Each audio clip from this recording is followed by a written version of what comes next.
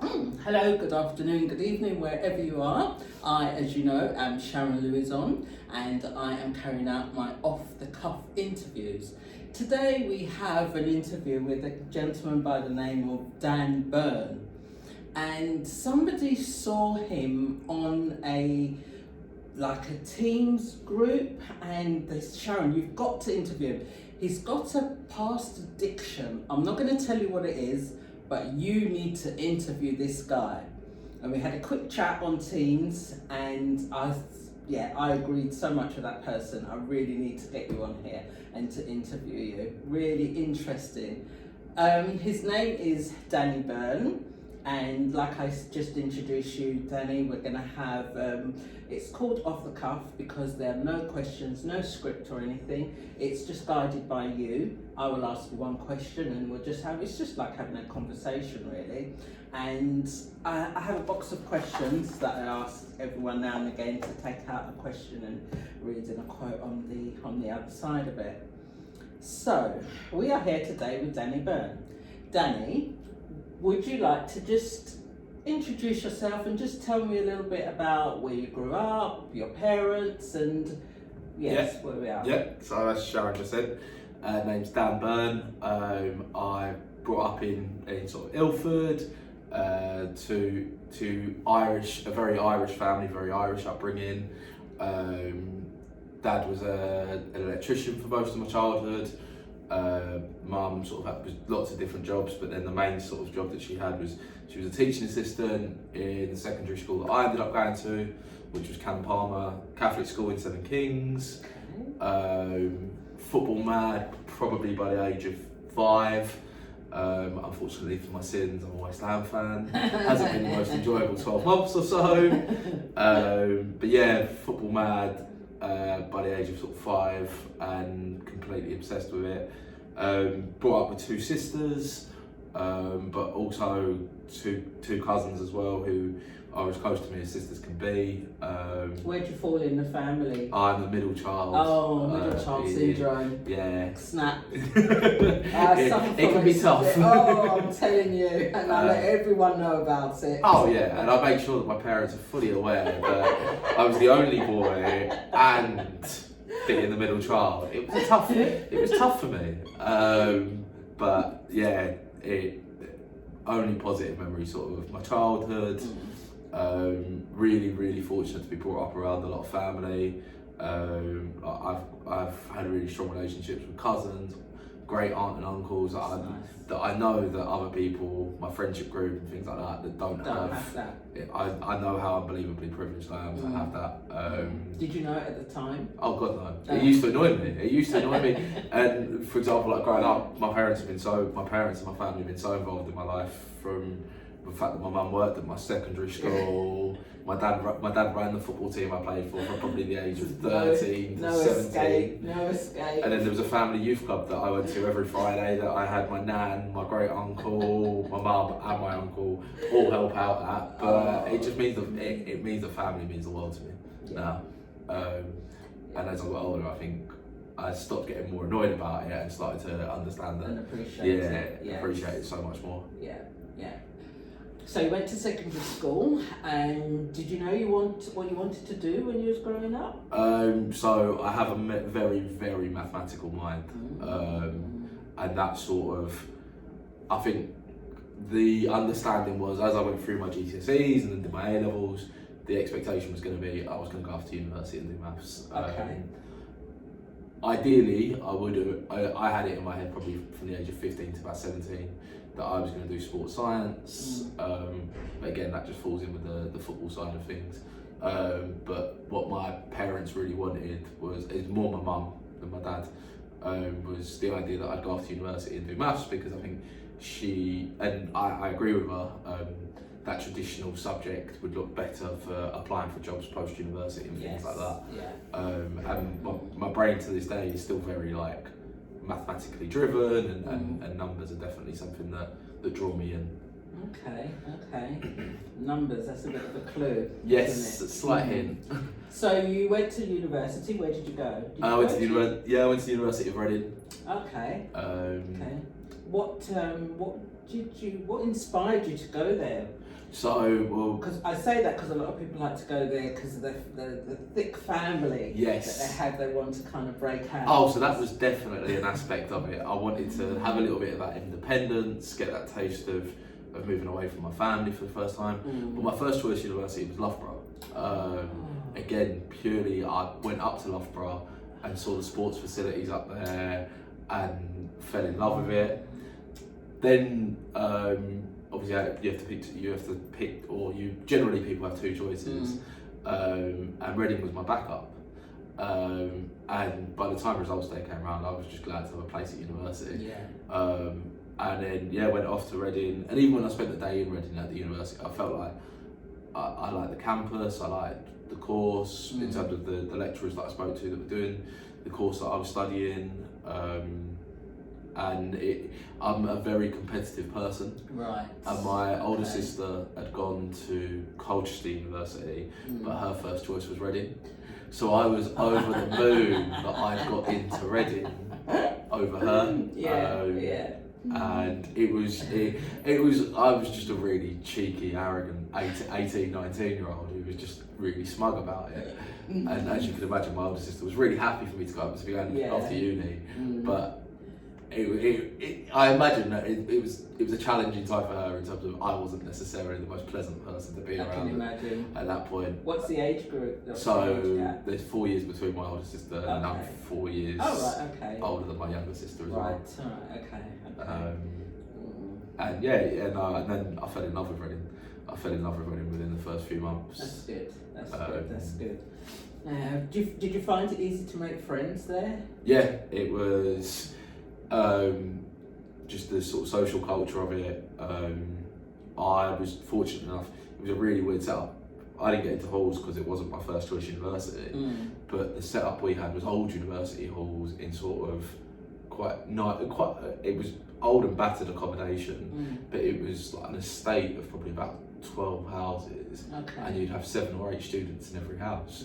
So we essentially had our own version of halls, but had a really nice space that went with it. So we would all just be in and out of each other's houses, and I found 4 or 5 of my best friends from being at university at that time, who I'm really grateful to still be friends with to this day. And it was the idea of the drinking culture at university definitely played a part, but also the fact that I loved my sport, was quite sociable, could have a laugh. It all just sort of fell into place. So you've got your courses, you start to go to university, you attend your lectures. As much as I could. As much as you could. What was pulling you away then? Sometimes it would be a hangover. I won't pretend. Sometimes it would be I wouldn't want to get up that morning. There were times where the culture of going off to university, especially for me, was you only need to pass first year. You only need to pass that first year.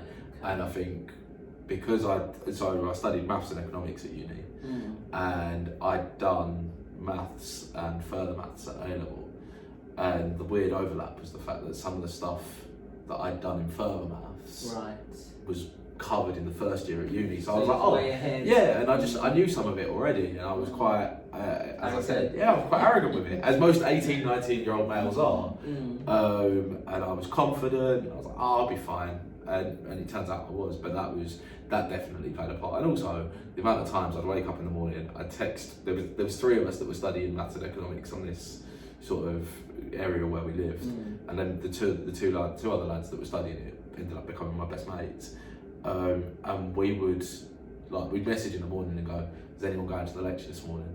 And it was just a horrible, like, if no one responded, that was my tick box of being able to go back to bed. I was like, that's fine.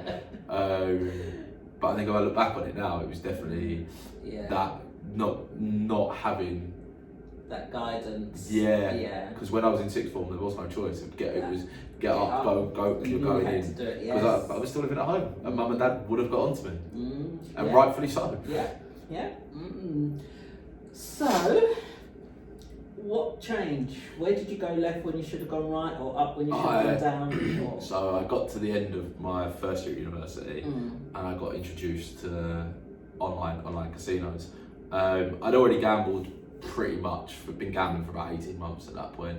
But it was all football, it was all having a laugh with my mates and things like that. Sometimes a couple of pounds here or there on other bits of sport, but nothing too damaging. I got introduced sort of to gambling by playing football on a Saturday afternoon in a men's team, but then also playing under 18s football on a Sunday.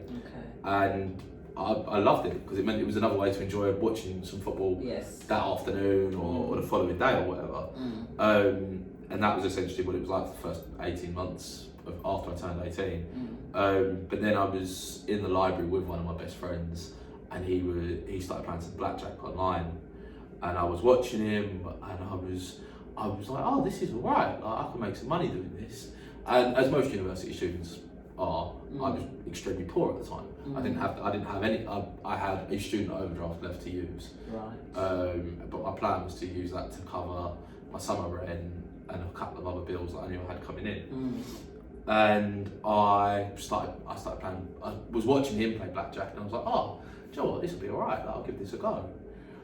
First couple of days I was playing, I made a little bit of money. How much is a little bit to you at those times? So my student overdraft at that point was £2,000, and I think I made probably in the realm of between £400 and £500. Okay. And I was like, okay, so that could be enough. Yeah, that could be enough to sort of sort me out over the summer. But then within I think a week and a half, 2 weeks, the student overdraft was completely, there wasn't a penny left on it. So I'd gone from having £500 in my bank in credit to not having a penny left in my name. Was you worried? So, I don't think I allowed myself to be, because I was like, oh, I'll fix it somehow. Make it back. Yeah, make it back. And that was where it started to get worse and worse, because all of a sudden I'm starting to go, right, I want to get this money back, I want to get it back, I need to get it back. And I stopped putting money on bets to enjoy it, and started trying to see it as a way to make money. And I was like, oh yeah, if I was already banking money from bets that I hadn't even placed. Whoa. Okay. Wow. But you wasn't even in that mindset of worrying or just go make it back. I think it was also for me, it was out of sight, out of mind. Yeah. I think I'd avoid letters coming through the door, avoid phone calls. And the landlord I had in my first year at university, it was his mum's property that I was moving into in my second year. So the two sort of accounts could be linked and whatever else. And it was somehow. So for further context, my dad's name's David. And a lot of the time growing up, there'd be mix-ups with mail coming through the door. Sometimes he'd get a letter, or no, very rarely would I get a letter as a child. But when I did, every now and then he would open it by accident because it would say Mr. D. Byrne on it. But when letters came through and I could see the stamp on it from the landlord, I was able to intercept them and sort of just, because my parents were the guarantors on the house that I lived in first year. And then so a letter came through the door once I'd gone off for the start of my second year at university. My parents opened it, or my dad opened it, sent me a very confused and angry text message, as you would, because I'd made out to them that everything had been paid up. This is where I sort of started lying to them, and that all the money had been paid up, everything was all sorted. And then sort of had a long phone call with both my mum and dad, speaking to them about it, sort of telling them that I've gambled my overdraft, I haven't got any money left in my account. And did you feel better kind of telling them about it?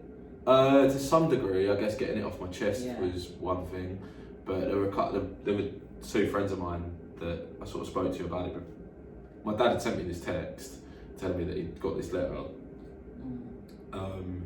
And I spoke to a couple of my friends first, and I said, you've just got to be upfront with them, because I hadn't told anyone that I had a gambling problem at that point, and they were probably the two first people I spoke to.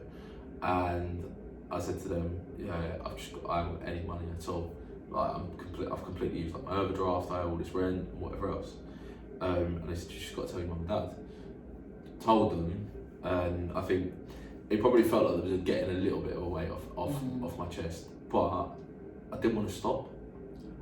Wow. I think that was the big thing for me. I didn't want to stop gambling at that point because I was still enjoying it. Yeah. And all of a sudden, it had gone from a little bit of fun putting football bets on to playing casino games like blackjack and roulette. And the buzz was so much quicker and faster, and all of a sudden, it made me feel so much more alive. I was like, oh, this is incredible. Yeah, the adrenaline. Yeah. Wow. Gosh. Did you worry how your parents felt? Or didn't that come into your mind at that? Because you hadn't reached your peak yet, had you? No. You know? It didn't massively bother me how they felt, and that's unfortunately the horrible truth of it. I cared more about getting a bet on than I did about the impact it was having on my friends or family. Yeah. Like, I knew my parents would have to. They didn't have the money financially to be able to pay the debt or like pay my rent and whatever else. So I knew that they'd have to work extra hours or do whatever else to be able to financially support me. But that still didn't stop me gambling and making it worse and worse. What effect did it have on your friends, your close friends that you found? They stopped trusting me. Okay. Initially, Did you ask them for money? Yeah, without fail. And you're talking university students as well. Yeah. So we're all in the same position. Yeah. Like, we're all struggling to make ends meet. Yeah. And then I'd say to them, oh, can I borrow 20 quid for a couple of days and things like that? And they'd look at me and go, no, because I don't trust you. I trust us the one you'll pay it back. And there were times where my best mate, I ended up owing, in the space of about 12 months, I think I ended up owing him about 250 quid. Now, to some people that sounds like an insignificant amount of money. At the time. Both of us were university students. So that's, for him, that was like, massive money. And the frustration, I think, having spoken to him about it since, it wasn't the money that was the worst thing about it. It was that I would say to him, yeah, I'm going to pay you at this point, I'll pay you at that point. The trust element. And I was lying to him. But the saddest thing was, I wasn't just lying to him, I was lying to myself. Yeah. Because I was convincing myself, yep, I'm going to win this amount of money, I'm going to be paid X amount, I'm going to win another X amount to be able to pay him back. Because I didn't see that why I should have to pay for anything. Right. That was sort of arrogant it was the betting shop has to pay for this, or the online casino that I'm using has to pay for this. Why should it come out of my pocket? Gosh. Did you win any money when Yeah. you was? Yeah. Was you good at it then? No, Right. I Okay. was an awful gambler, and that's the only way I can describe it. But the main reason I would say I was a useless gambler was because I would never know when to stop. Right. So I could get to a certain point, and my brain worked this way with numbers. It always has, because I can even remember, from a very young age, I would roll a dice and see how often it would land on each individual number, and I'd tally it up. So my brain was always like wanting to be numbers orientated and things like that. Yeah. I couldn't walk away from like my laptop or my phone or whatever unless there was a round number. So unless it ended in 0, I couldn't walk away. And that could be starting with a £5, I'd have to walk away at 50 quid or £100 or whatever. Or it could be walking away, like starting with £250, I had to get it up to £1,000. Yeah, so it had to be, and that was how my brain worked. Wow.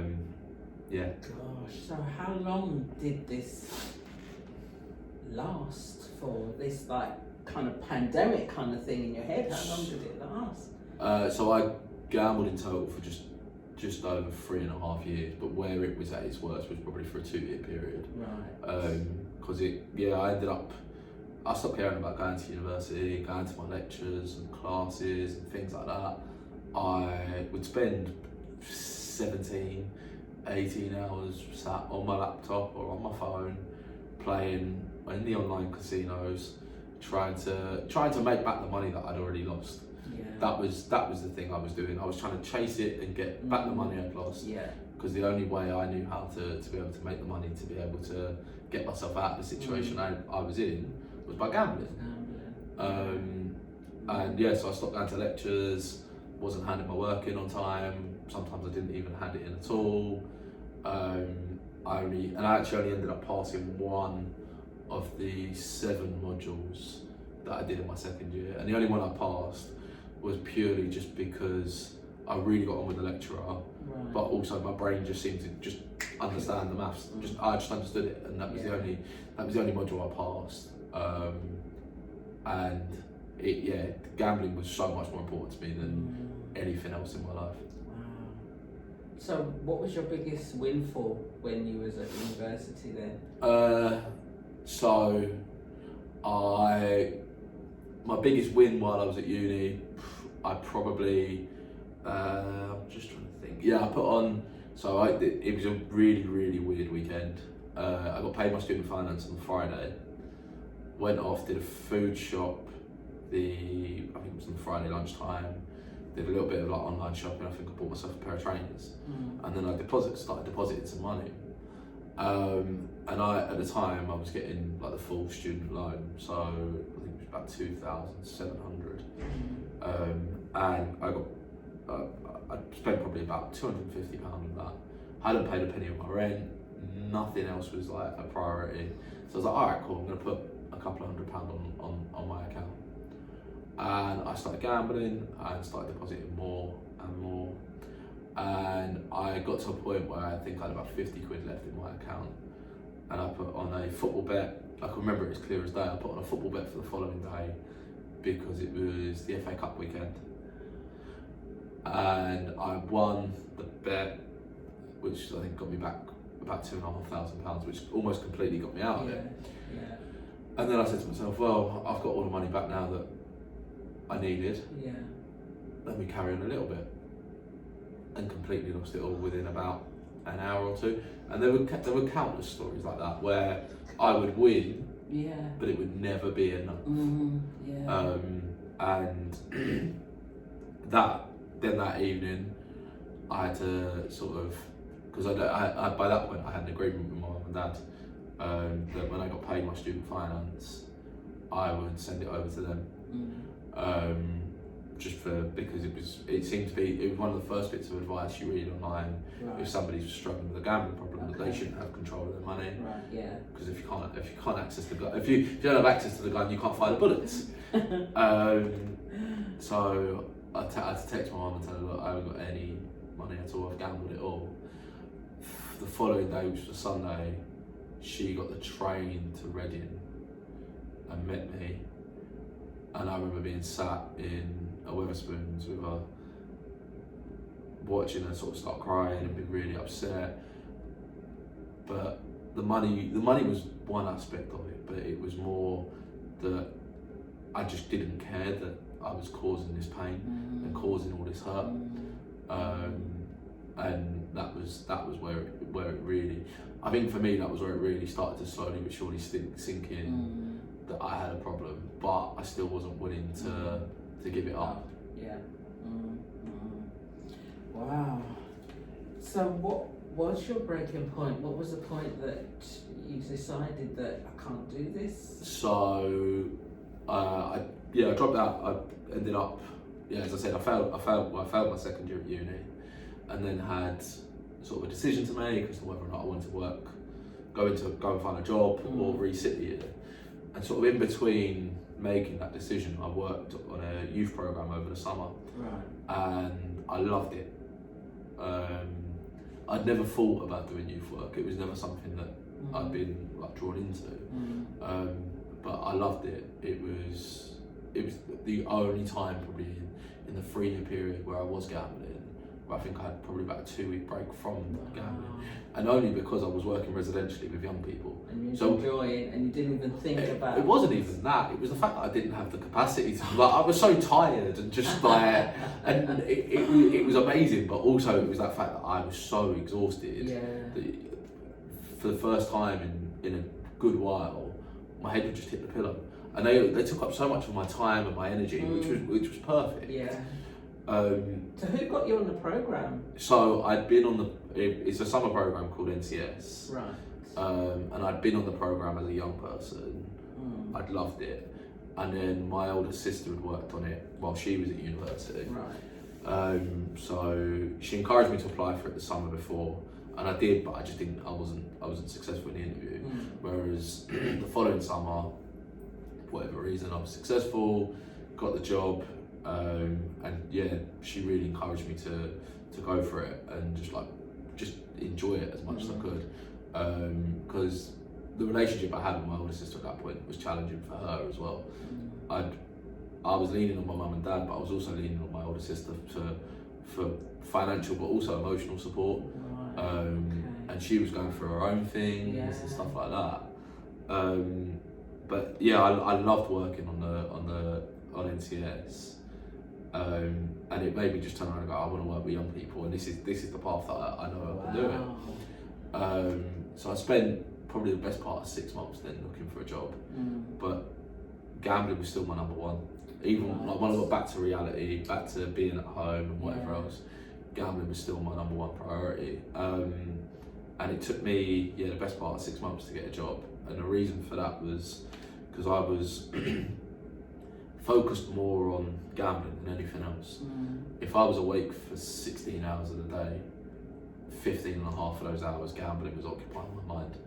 Whether it was thinking about gambling, or actually playing gambling itself, or plotting how I was going to get the money to be able to gamble. And that could be doing things like selling stuff at home that I had no right selling, going down my dad's wallet, down my mum's purse, just being the absolute worst of the worst. What were the things that you did without in order to gamble? I'd go without food. As I mentioned earlier, football massive part of my life, and I'm a qualified football referee. Right. And referees get paid for when they go off and do it. I would go off and say referee 2 games of football, and £55-60. Get dropped off on my way home from refereeing, and rather than literally turn right and walk down my road into my house, I'd carry on walking for another 10 minutes, go to the betting shop, and it'd be brilliant if I won, because I could go into co-op and pick up a few bits and do whatever. But if I lost, I'd wasted that afternoon, and I would choose to go without food. And almost at times, I would, if I'd lost money when I was gambling, I'd punish myself, and I wouldn't eat all day until the evening when I'm sat with my parents and whatever else. I missed out on holidays with my friends. I remember my favourite music artist, or one of my favourite music artists, is Eminem.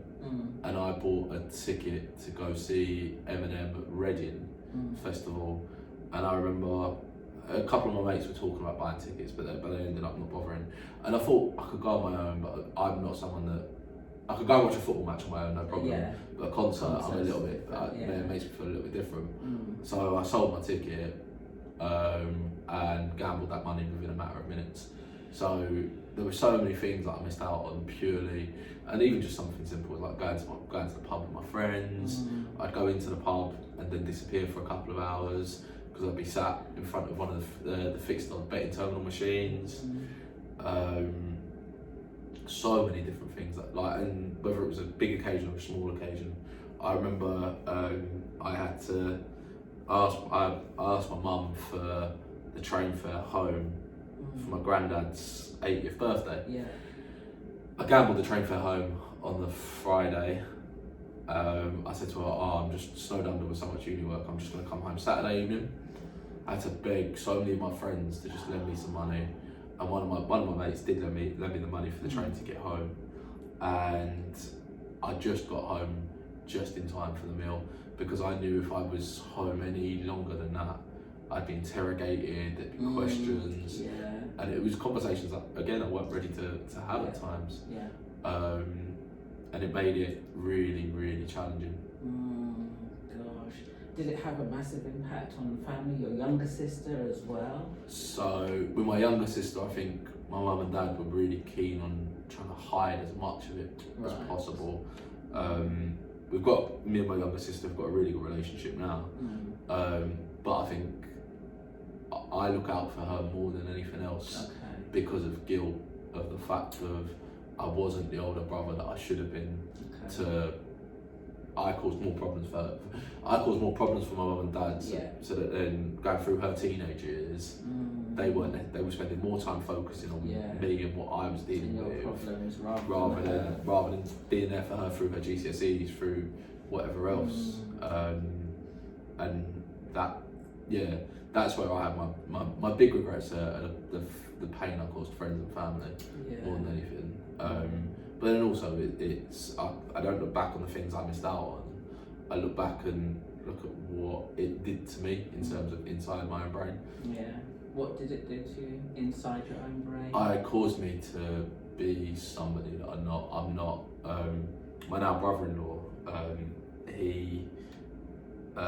when he first started going out with my older sister, just like I was at the peak of probably my gambling at that point.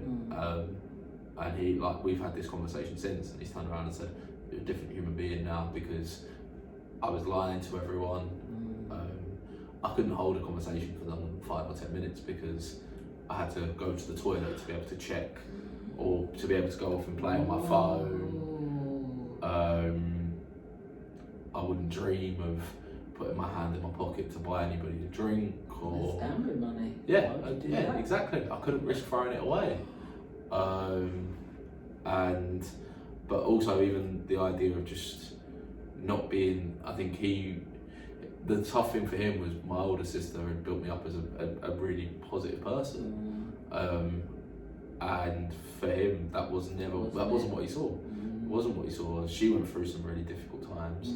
And because she was going through those times, it was really, she needed me to be there for her, and I wasn't there for her. Because I was too busy, and to him it looked like I was just too busy being selfish. But you didn't see it as that. You have to win money. That was always my pride, and I think because I'd convinced myself that I was doing the right thing by trying to win back the money, and that I could win back the money because that was the best way to do it. So then I didn't have to worry about borrowing money off anyone. If I win it, I can just clear all my debts and then I can just start again and I'll be fine. But it was never going to work that way. Because even if I'd won, I could have won £1 million. I would have gambled it. I'd have gambled 2 million. Wow. So you was working with the YTS, is it? NCS. But that was only a sort of summer contract. Right. Okay. And then after that ended. So I was I'd spent 6 months looking for a job. And the first job I got was just working in my local social club. I was there for probably about 6-7 weeks, and I hated it. It wasn't challenging for me. I was only going to work to get paid. Had no motivation and it was quiet. I'd work Saturday afternoons until closing, and those were the only shifts I was really getting. And it would be a little bit busy at tight for maybe a couple of hours when the teams that played football, whether they came in after they'd finished their games. But that was just money that I was just earning to gamble with. It was all it was. I didn't even dream of offering to put my hand in my pocket to pay any money towards my parents or anything like that. But after, it was just a good stopgap for me, in terms of, and it got me out of the house in a positive way. My mum would generally drop me off most weeks when I was going to work, and it was something that got me away from there, got me away from out of my bedroom in reality.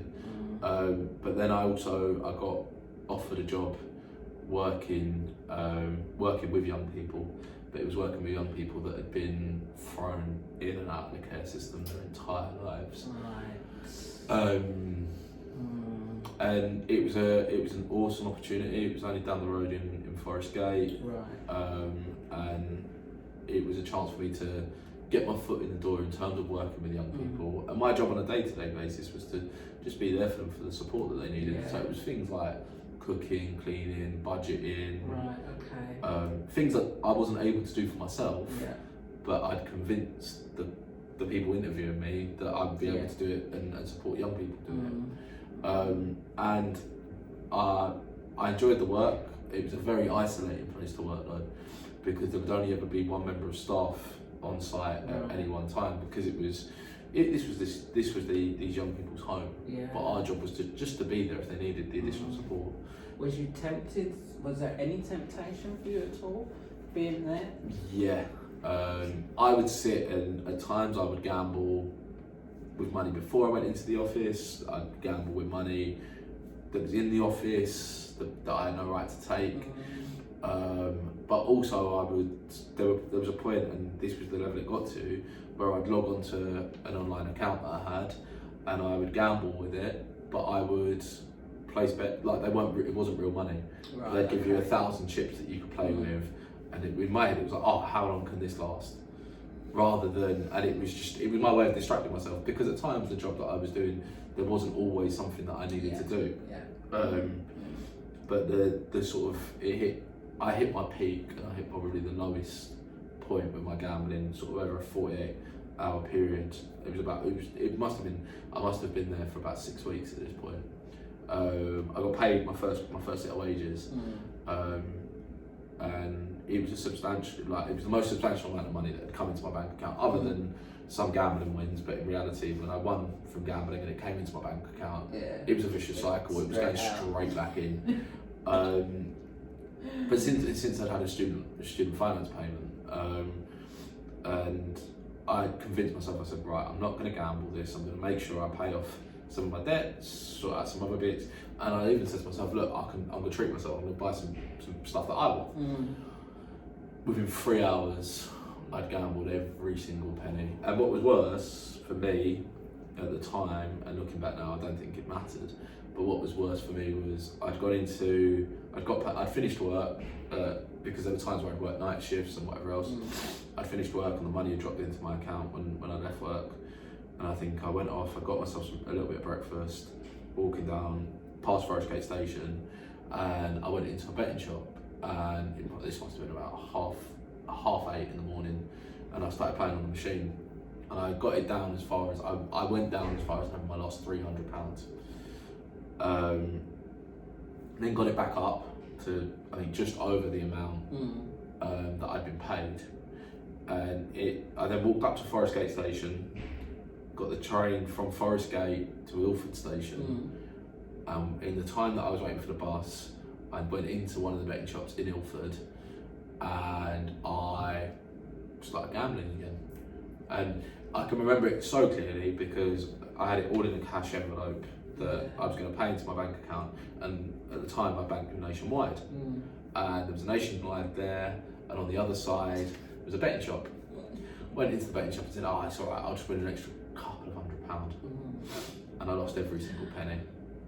So then I had enough money on my Oyster card at the time to be able to get the bus home, but I knew that I'd have to top up my Oyster that night, and I didn't have the money to pay my rent. I didn't have the money to pay off any of my debts, and I didn't even have the fiver that I needed to get to work later on that evening. And my parents came through the door. Like, I think I sent my mum a text, told her everything, and then she told my dad, and I had to sit and talk with them. And I remember just sort of both of them, I could see it in their eyes, they were just so fed up. They were so fed up with everything I'd done, all the lies, and all the pain I'd caused. But my mum gave me a lift to work that evening, got into the office, and there was a clothing allowance for the 2 lads that I was working with.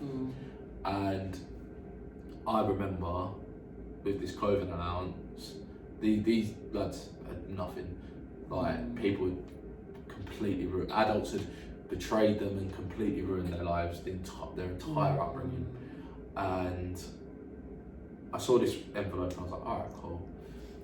After about 10 or 15 minutes, I had to open that envelope and take the money out of it. Yeah. And the way I describe it is, I had 3 thoughts go through my head as I was walking away from the office. First is, I'm going to pay off all my debts with the money I win. Then I'm going to take my parents away on holiday. Then I'm going to buy a car. Then I'm going to do this, I'm going to do that. I went into the betting shop and within 10 minutes I've lost every penny in that envelope. So I'm walking back out with 3 very different thoughts. How was you feeling? First thing that I thought of was, everybody's going to find out about this. Everyone's going to think, no one's going to even want to talk to me, let alone do anything with, like, I thought I'm going to be I'm going to be on my own for the rest of my life. Like, I can't do this.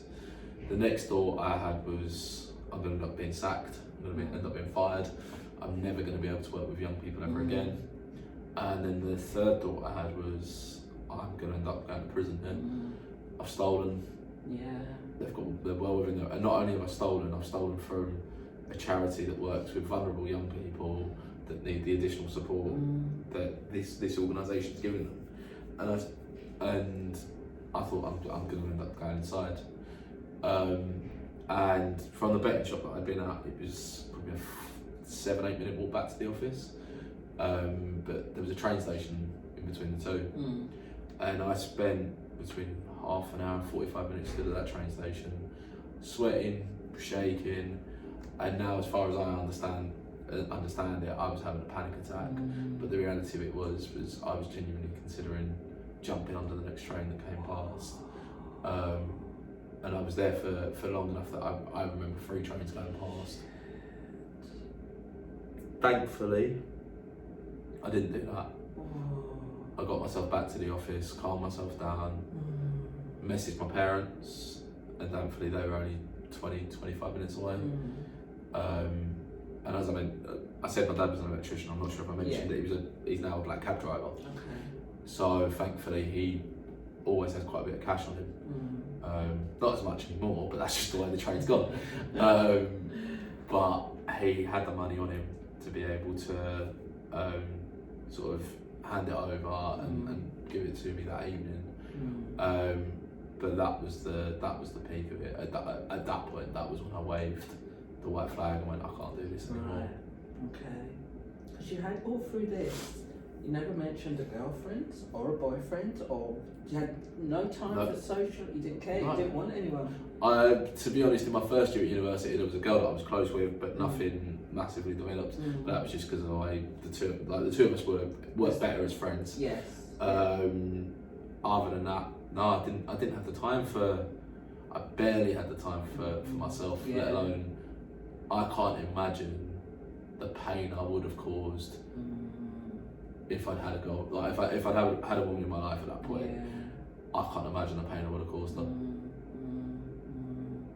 Wow. So did you go to any Gamblers Anonymous or? So it was 24 hours later. It was the next evening, and I went to my first GA meeting, and it very much felt very surreal. The meeting I went to had a beginners meeting, which was really good for me actually initially, because it meant that I didn't feel as intimidated when I first walked in. There were 6 or 7 people initially at the beginners meeting, and they went through some stuff with me. But one of the first things and one of the first phrases I heard when I walked into the first meeting, and one of the things that stuck with me ever since, was somebody said to me, look, if you're serious about this, you've had your last bet. And I sat and I listened at the beginners meeting, but then I also listened at the main meeting, and there must have been about 30-35 people in the room, and there was a lot of males in that room, and I think that's really where all of a sudden I started to relate a little bit more, hearing stories. And that first night, it's a bit, other than some small conversations I had, it's a bit of a blur, but I spoke and I shared what had gone on, and I talked and got things off my chest. Went back the next week, did the same thing again, and kept going. and just kept on going. Was you gambling? Nope. As within after my first meeting, I've not placed another bet since. And how long ago was that? It'll be 6 years on the 20th of May. Well done. Thank you. Well done. Thank you. Wow, what a journey. Gosh. Yeah. Been ups and downs through it. There've been moments where temptation's been there. I remember I was 9. I think it was about 9 months.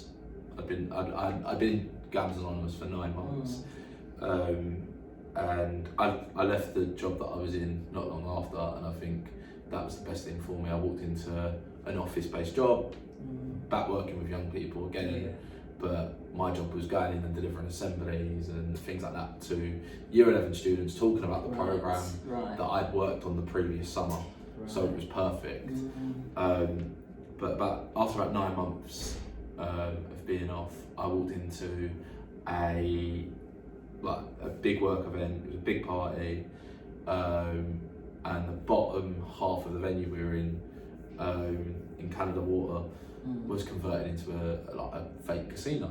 So you got handed fake cash as you walked in. Thankfully, I'm no longer with her, but I'd started seeing someone at the time, and my manager, and most people in my team knew. I was quite.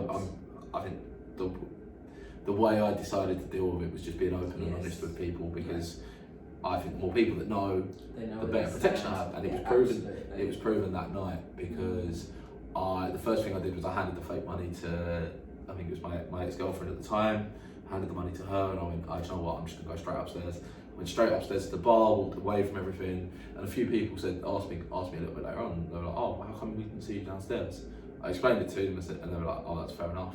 And then it turned out, I spoke to my manager, because a lot of us, I think it fell around an Easter weekend, so we all had the Friday off.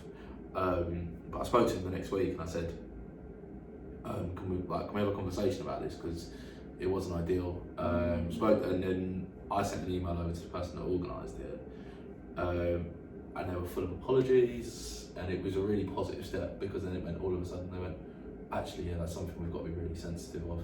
And all of a sudden people were given more information about these work events and things like that. Because I said to her, look, I was alright on the night, but I said that might not be the case.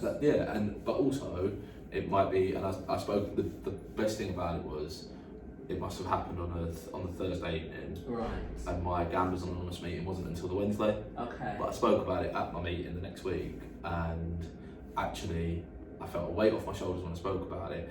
And then a few people actually said to me, "Right, no, well done. Well done for getting through that." And then the big thing for me, and I think what I learned in that experience, was that by talking about something like that, you feel better about it. Whereas if I hadn't gone to my meeting that week, or I'd left it and I hadn't spoke or whatever, that could start to play on your mind. And it could have done. It could just start playing away. And it's that same thing of people say to me now, "Oh, could you go into a casino? Could you go into a betting shop? Could you go to Vegas?" I think I could walk into any of those environments right now and I wouldn't gamble, but look, that's not the problem for me. It's not about what would happen that evening. It's about the knock-on effect of maybe in 6 weeks' time, and that might be. It might not cause me to gamble then, but I'm scared. I'm scared that it will cause me to gamble further on down the line. Wow. So where are you now, today? So, as I said, I'll be, touch wood, I'll be 6 years off on the 20th of May, as long as I just keep doing what I'm doing. I still go to my Gamblers Anonymous meetings. They're now online. Sort of there was a change through the pandemic, and they're now virtual meetings, which has been brilliant, because it's meant that we're not limited to the location that we're in, and it means that people can access them. I left the youth charity I was working for, that I spoke about. I left there just before, a few months before the organisation went into administration. I then started working for a sports charity for about 8 or 9 months. I loved that. I was working with neat young people across London, using sport as a way of getting them into employment, educational training. Had some incredible experiences while I was working there, and I loved that. But I now work for the leading national gambling charity in the UK. And my job on a day-to-day basis is to deliver workshops to young people around the topic of gaming and gambling and the harm that can cause. To monitor it. Yeah. You know, be sensible. It's an education program. That's what we're set up for. We're set up to educate people around the topic because people might find this hard to believe because of the experiences that I've spoken about. But I don't discourage people from gambling. I discourage people from gambling dangerously. Yes. But I've got friends that still gamble, and that's completely fine. Yeah. I tell them to keep it away from me because I don't want the trigger. I don't want it to potentially trigger me. Yeah, it's how you carry the load. Isn't Yeah. it? But I always say to them, there's 3 different aspects of it. Make sure you set a financial limit, and this is what I say in the workshops to young people as well. Set a money limit, set a time limit, and talk to the people around you. If you do those 3 things, and that could be gambling, that could be when it comes to drinking, any sort of thing in life. Yeah. Setting those limits mean that you can protect yourself. But a big thing for me now is talking. I've said it to friends, I've said it to family members as well, and especially the males in my life. I would rather sit and talk to someone for 5 or 6 hours and talk through a problem than be buying around at their funeral. And that's just the way my brain works now. I think because I've seen enough grief growing up and things like that, but also the idea that I've been that close to doing it myself. It's the one thing that I encourage people to do more than anything. So my job involves delivering workshops directly to young people, delivering workshops to parents, and then delivering training sessions to any youth-based professionals around the topic of gambling. And just getting the message out there that it can be dangerous, it can be harmful, but only if people are careless with it. Yeah, definitely. So, because a lot of it is, a lot of young children are doing it now because they have instant access to it. Yes. Yeah. What advice would you give parents, carers, I think the big thing for me is talking about it. I have a healthy relationship when it comes to drink and drugs, and I genuinely believe the reason for that is because I was brought up with open and honest conversations with it. Whereas I think because I went into gambling with that mindset of it can't hurt me, it won't do any damage. Whereas I think I was encouraged growing up, the idea of you can have a beer with my mum and dad. My older sister would have a glass of wine sometimes. It was open, and it was a very open relationship with it. But money was always a challenging conversation at home, and I think that's part of being brought up in a working class environment. But I definitely think, especially from a family point of view, looking and seeing the sort of protection tools that are out there, both available for both gaming and gambling, but also from my perspective, I would definitely be saying, have those conversations about, have you noticed the amount of gambling adverts on TV? The sort of things that you see it more and more now when people watch sport. The idea that so many Premier League teams are sponsored by or have a gambling based sponsor in some way, shape or form, and encouraging people to have those sort of conversations, even around the idea that people can put bets on so many different things nowadays. Things like you can gamble on Love Island, you can gamble on Strictly, on who's going to be the next Prime Minister. All of those different things. Encouraging people to have the conversations around, okay, do you understand that this is something that somebody can do? Do you understand that this is something that can be potentially harmful? And it's not just, and I think there's some really good examples of some really positive documentaries that have been made in recent years around the impact on mental health, because for so many people, gambling is a financial problem, but actually sort of there was a Paul Merson documentary on BBC. I think it must be about 18 months old now. I'm pretty sure. If you can't get it on iPad, you'll be able to get it, sort of find it on the internet. But then there's another one called, I think it's called Gambling and Suicide, and it's talking about the impact that can have and the level that it gets to, because gambling has the highest suicide rate of the addictions.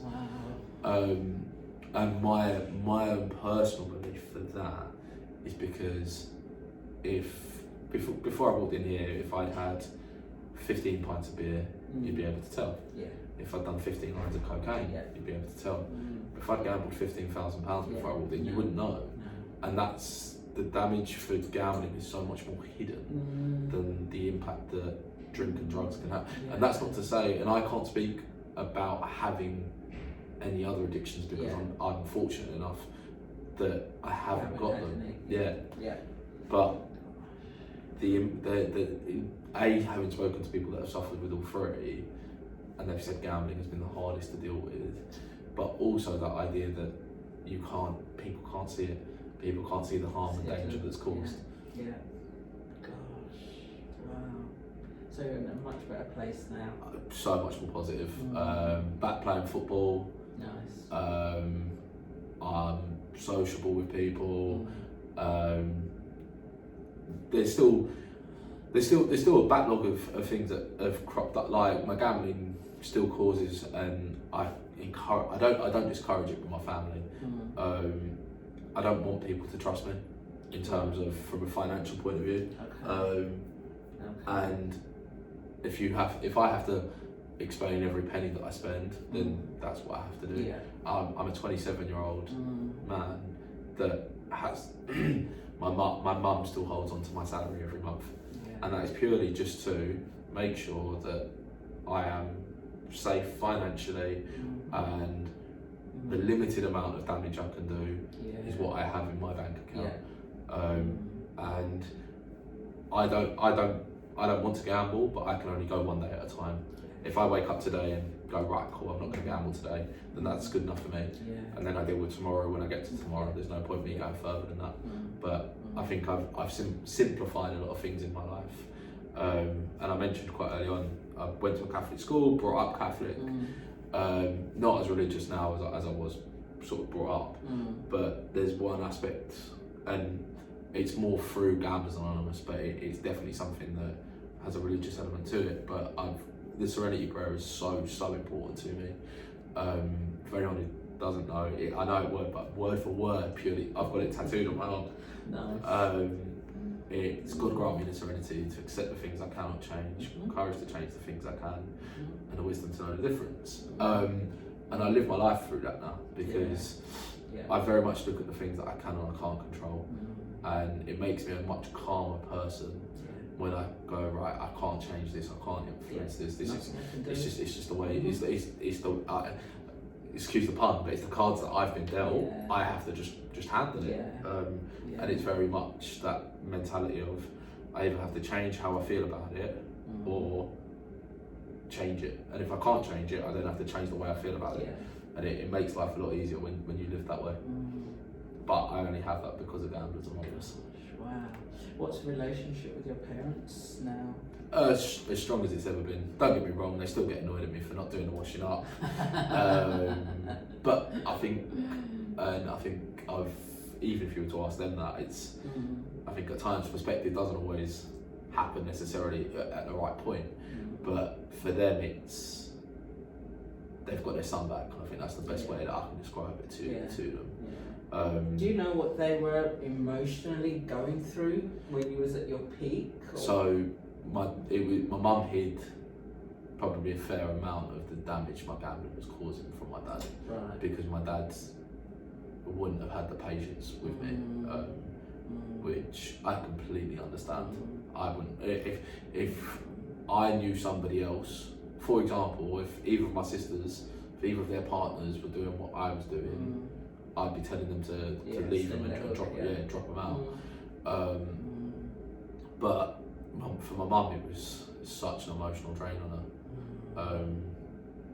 It would be there'd be days and nights where she wouldn't sleep, and she'd be going to work the next day, and sort of she was in the process of while all my gambling was happening, she just finished her Open University degree.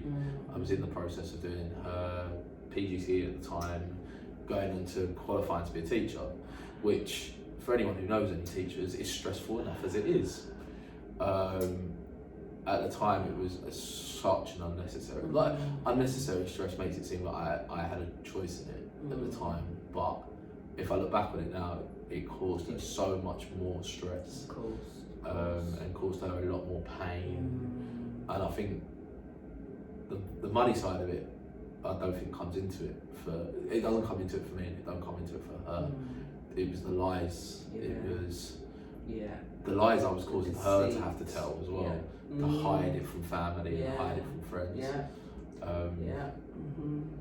Because once I'd been in GA for a few weeks, I then went round, and as I mentioned at the start, really fortunate to be brought up around lots of family.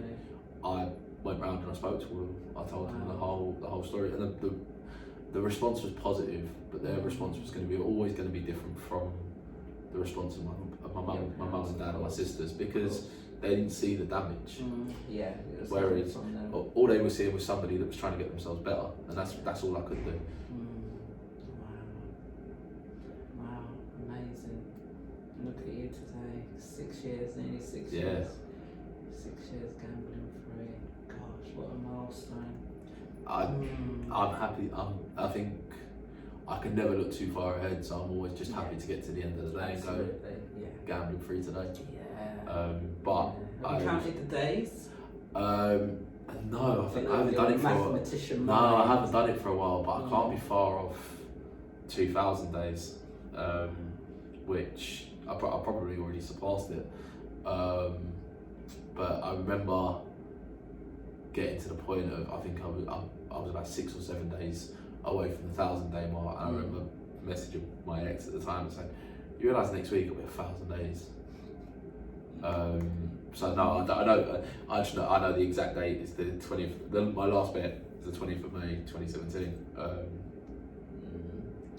And fingers crossed that's a day that stays with me until the day I die. Absolutely. But I also know that I'm the person in control of that. No one's going to turn around and put a gun to my head and turn around and go, "You've got to go and gamble." It'll be an active decision on my choice, on my part, if I choose to go out there and do it. Wow. I think you're amazing. Thank you. You're amazing, because that's a massive thing when you were so high on it. You know, and to be where you are today, to just give it up like that. It was the only way out. I think if I'd done it gradually, I don't think I would have stopped. I tried things like that before to slow myself down and go, I'm only going to do this small bet. And it always ended in disaster. Bless your mother. What's your mum's name? Teresa.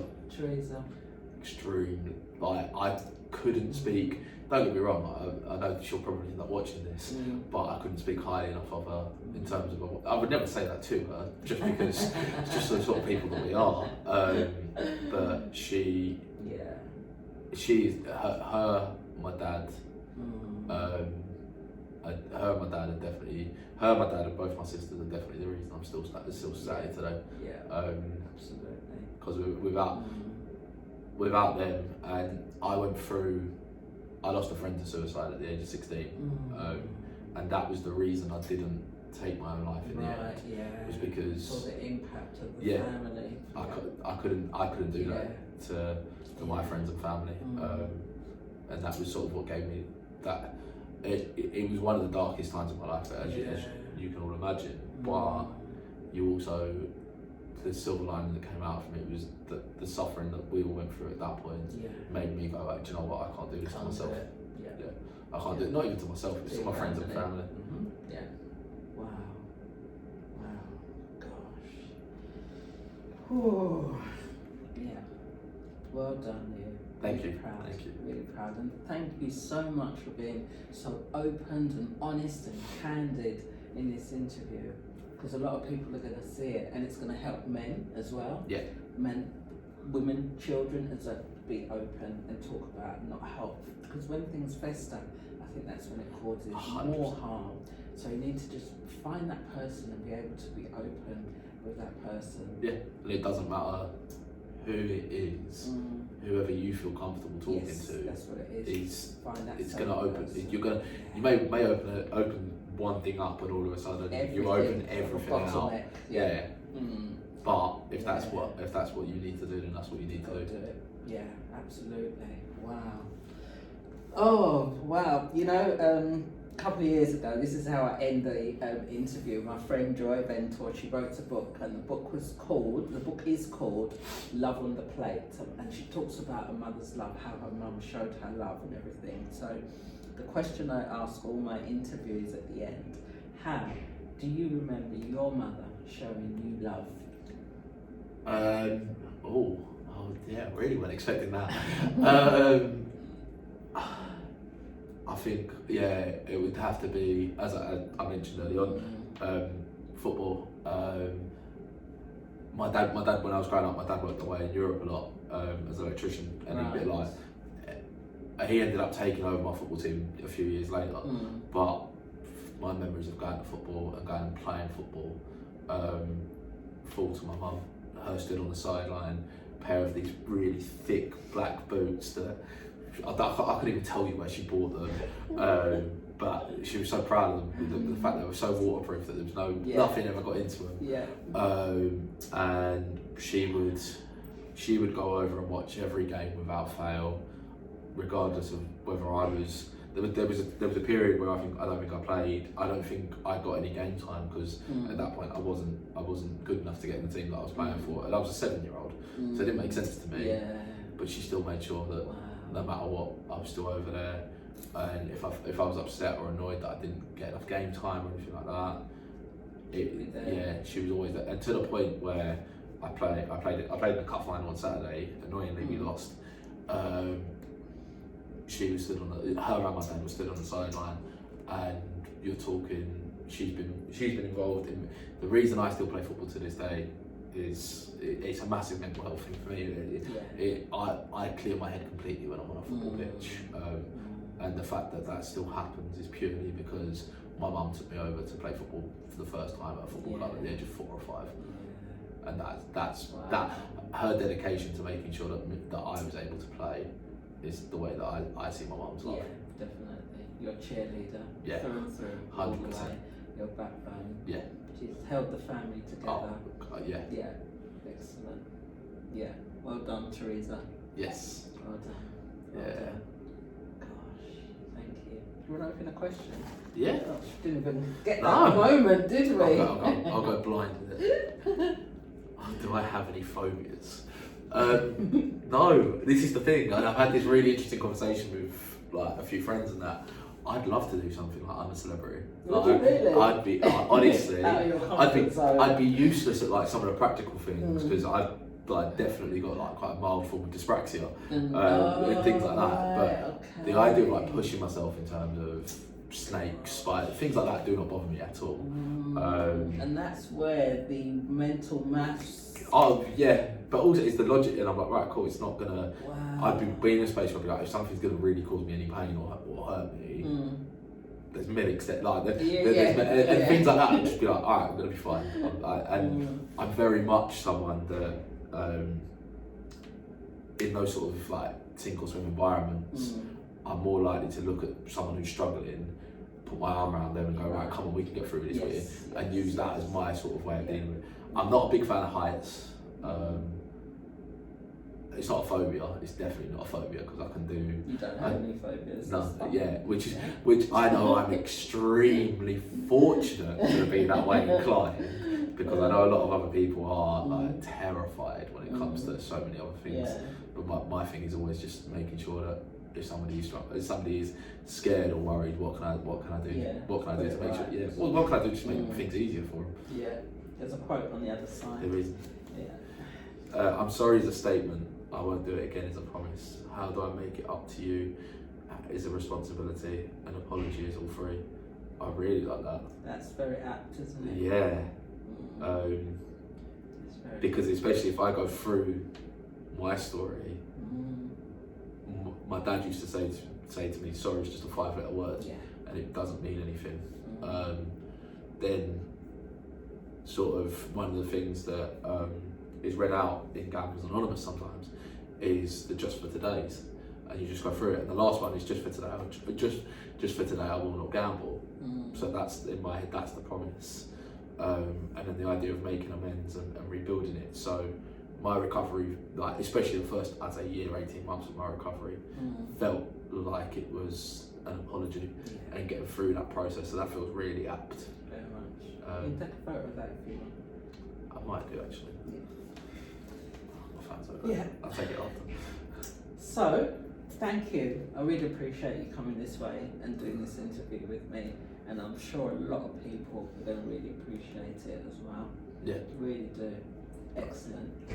Dan, marvellous. No worries. Yeah. I hope people take something away from this. Yes. Yeah. Definitely. No worries. Thank you, Sharon. Right, I should stop it now. Wow, that is